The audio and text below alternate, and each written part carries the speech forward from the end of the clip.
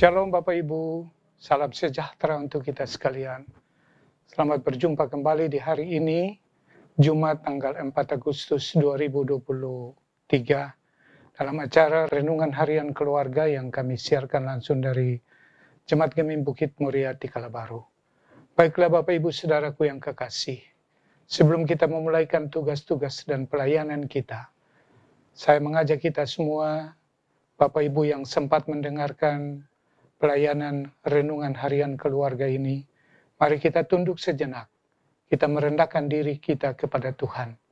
Kita meminta Tuhan menuntun kita dalam mengerjakan tugas tanggung jawab melalui penerangan firman Tuhan yang akan kita baca dan kita renungkan saat ini. Mari kita berdoa sebelum kita membaca dan merenungkan. Kami bersyukur dan berterima kasih ya Tuhan. Untuk kebaikan-Mu telah membangunkan kami menikmati malam yang penuh sukacita, dan kami ada lagi di hari yang baru, hari ini juga dengan janji-janji Tuhan yang kami yakini menjadi bagian dalam hidup kami. Sebelum kami memulaikan tugas-tugas pelayanan kami di hari ini ya Tuhan, kami merendahkan diri kami memohon Tuhan, menerangi hati dan pikiran kami semua dengan kebenaran firman-Mu, sehingga firman ini akan memberikan kami kekuatan dan semangat dalam menjalani tugas dan tanggung jawab yang Tuhan percayakan bagi kami semua. Terangi hati dan pikiran kami semua yang sempat mendengarkan pelayanan renungan harian keluarga ini. Tuhan bimbing sehingga firman ini akan menjadi suluh dimanapun kami pergi dan berada. Bersabdalah bagi kami ya Tuhan, karena kami siap untuk mendengarkannya. Dalam nama Tuhan Yesus, firman yang hidup, kami berdoa. Amin. Bapak Ibu Saudaraku yang kekasih, sahabat renungan keluarga yang diberkati. Mari kita membuka bagian firman Tuhan. Pada hari ini, Jumat tanggal 4 Agustus, saya mengajak kita merenungkan satu ayat dari Pertama Tawarik pasal 29 pada ayatnya yang ke-8. Pertama Tawarik pasal 29 pada ayatnya yang ke-8 yang berbunyi demikian. Siapa yang mempunyai batu permata menyerahkannya kepada Yehiel orang Gerson itu untuk perbendaharaan rumah Tuhan. Demikianlah firman Tuhan. Bapak Ibu Saudaraku yang kekasih, pembangunan rumah Tuhan atau pembangunan bait Allah pada masa perjanjian lama merupakan tanggung jawab dari sekian tanggung jawab iman yang patut dan harus dilakukan oleh umat Israel. Oleh karena membangun rumah Tuhan sekaligus membangun iman, di rumah Tuhan itu umat Tuhan beribadah, memuji dan memuliakan nama Tuhan. Di rumah Tuhan itu ada tabut perjanjian yang diletakkan. Karena itu Daud merasa penting untuk kemudian menasihati seluruh umat Tuhan dan para pemimpin-pemimpin lainnya untuk terlibat dalam proses pembangunan. Sekalipun Daud sendiri menyadari bahwa dia tidak diberi hak oleh Allah untuk membangun bait suci atau rumah Tuhan itu. Namun, yang berhak untuk membangun adalah anaknya sendiri, yaitu Salomo. Daud merasa tidak adil ketika dia hidup di bawah istana yang megah, dengan segala bentuk persediaan yang sangat luar biasa sebagai seorang raja. Sementara tabut perjanjian itu hanya diletakkan di tenda-tenda. Dan karena itu, di mana diyakini bahwa di mana tabut berada, di situ Tuhan Allah berada, maka Daud sendiri kemudian menganjurkan kepada semua umat untuk membantu Salomo dalam proses pembangunan itu sendiri. Khususnya pada ayatnya yang ke-8 yang tadi kita baca. Bacaan firman Tuhan ini saya beri judul Perbendaharaan Rumah Tuhan. Saudara-saudara, Daud kemudian menyampaikan di hadapan umat dengan mengatakan siapa yang mempunyai batu permata menyerahkannya kepada Yehiel. Yehiel adalah seorang anak dari keturunan Lewi yang bertugas membantu Harun terkait dengan tugas-tugas pelayanan, tidak hanya soal perbendaharaan, tetapi bagaimana memperhatikan dan melayani benda-benda yang dipandang sangat suci dan mulia yang ada di bait Allah itu sendiri. Daud mengatakan bahwa bagi siapa yang mempunyai batu permata, hendak menyerahkannya kepada Yehiel. Berarti Yehiel bertugas untuk menerima, mencatat, mengelola, menyimpan, dan kemudian melaporkan. Ini tugas yang biasanya kita sebut sebagai tugas seorang bendahara. Tugas seorang bendahara untuk mengelola keuangan gereja dalam lingkup pelayanan Gereja Mesih Injili Minahasa ada di tangan seorang pelsus yang namanya diaken. Tugas diaken adalah tugas untuk menerima, menyimpan, mengelola, dan mempertanggungjawabkan semua kekayaan atau perbendaharaan gereja itu sendiri. Mungkin sekarang kita tidak memiliki batu dan permata seperti di zaman Perjanjian Lama, yang adalah salah satu dari sekian banyak perbendaharaan gereja itu sendiri. Tetapi sebetulnya selain daripada hal-hal yang kita pandang bahwa perbendaharaan itu hanya bersifat berupa uang atau materi-materi yang lain, bangunan, jangan kita lupa bahwa perbendaharaan gereja itu ada dalam diri kita masing-masing. Dan itu berarti ketika Daud mengatakan kepada orang-orang banyak siapa yang memiliki batu permata, maka sesungguhnya perbendaharaan gereja itu ada dalam diri kita sendiri. Ada dalam diri semua orang yang ada pada saat itu di mana Daud menyampaikannya.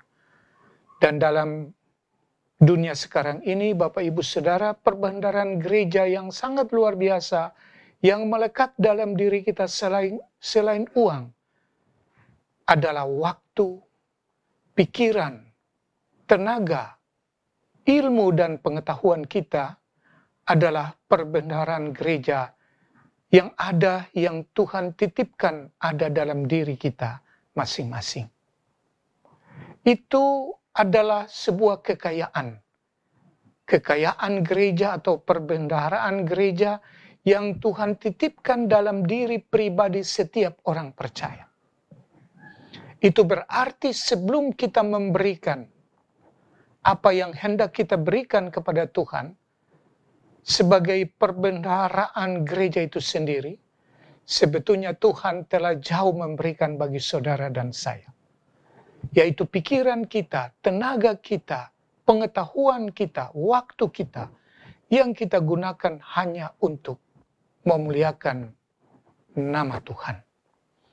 Karena itu Bapak Ibu, saudara-saudaraku yang kekasih, jauh sebelum kita memberi, ingat, Tuhan telah memberikan bagi kita. Ketika kita lahir ke dunia ini, Tuhan menganugerahkan hidup bagi saudara dan saya. Di hidup itu ada waktu, dan itulah perbendaharaan gereja yang sesungguhnya. Karena itu, apakah kita harus melakukan hitung-hitungan ketika kita memberi, membantu dalam rangka pelayanan pekerjaan Tuhan? Tentu tidak. Karena apapun yang ada pada kita, yang hendak kita berikan kepada Tuhan, itu tidak akan mampu membayar apa yang telah Tuhan berikan bagi saudara dan saya. Termasuk nafas kehidupan, pikiran dan tenaga yang kita gunakan setiap hari. Karena itu, apapun yang kita berikan, sekali lagi tidak akan bisa mengukur kebaikan Tuhan yang telah Tuhan berikan mendahului apa yang kita berikan. Oleh karena itu, Bapak Ibu Saudara-saudara, kalaupun kita berikan bukan karena kita menjawab atau karena kita menginginkan sesuatu yang lebih banyak dari Tuhan, agar kita diberkati melalui pemberian kita, tidak.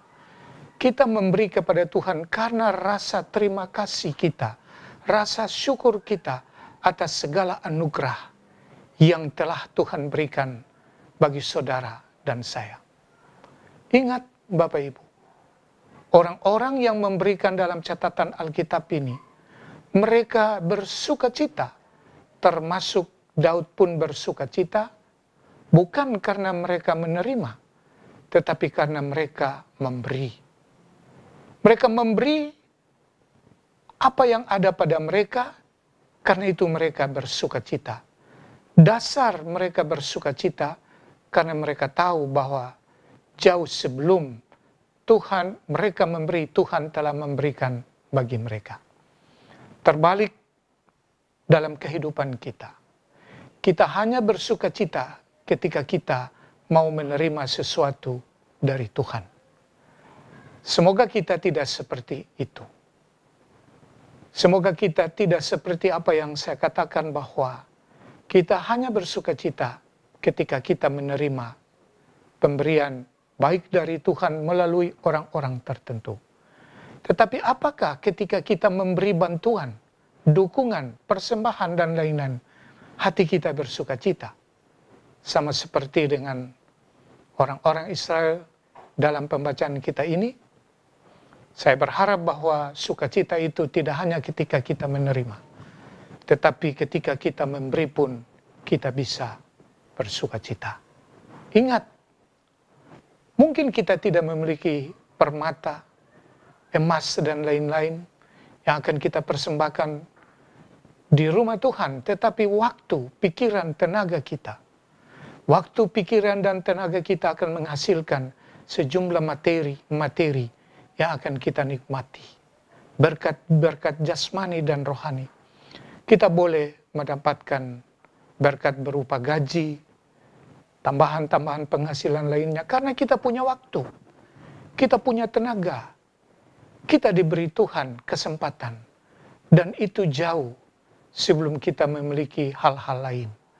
Karena itulah yang disebut tadi dengan perbendaharaan gereja.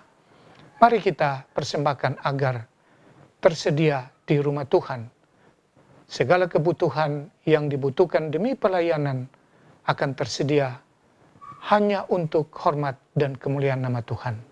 Mari kita gunakan waktu, pikiran, tenaga, dan apa yang kita miliki, kita jadikan sebagai perbendaharaan di rumah Tuhan. Dengan kesungguhan dan keyakinan, hari ini Tuhan memberkati saudara dan saya.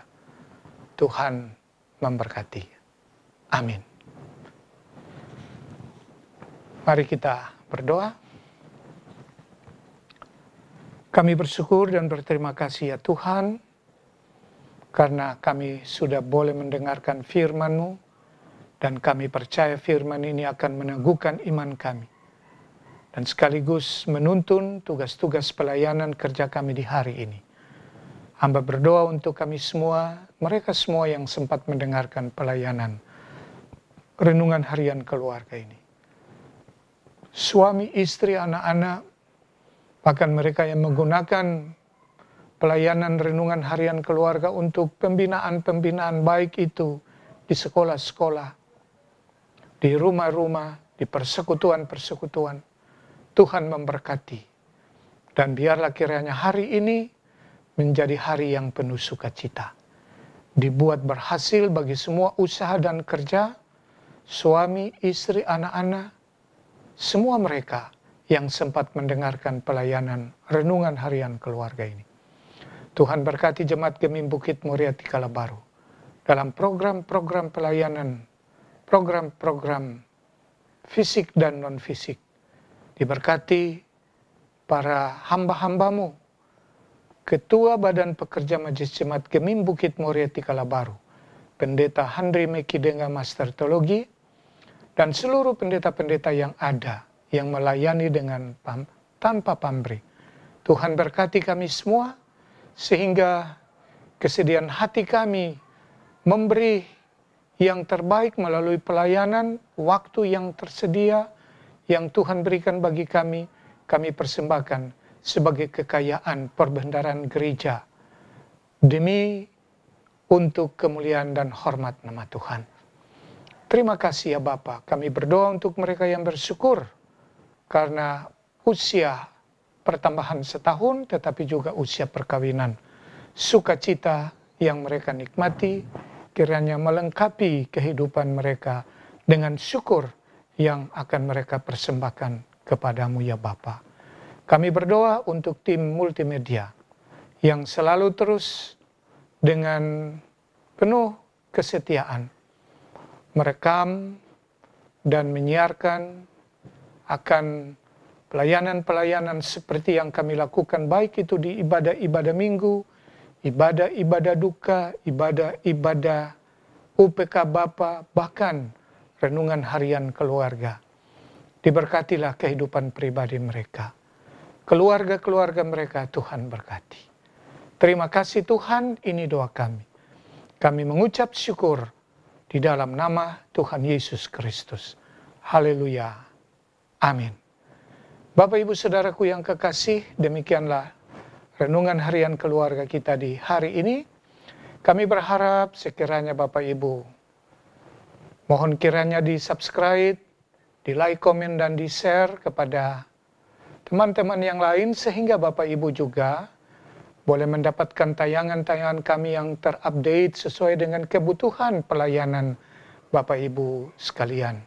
Akhirnya atas nama Badan Pekerja Majelis Jemaat Gemim Bukit Moria Tikala Baru, saya menyampaikan selamat bersukacita kepada Bapak Ibu yang bertambah usia pribadi tetapi usia perkawinan. Semoga hari ini menjadi sukacita tersendiri. Dan selamat bersyukur. Tuhan memberkati. Shalom, damai di hati.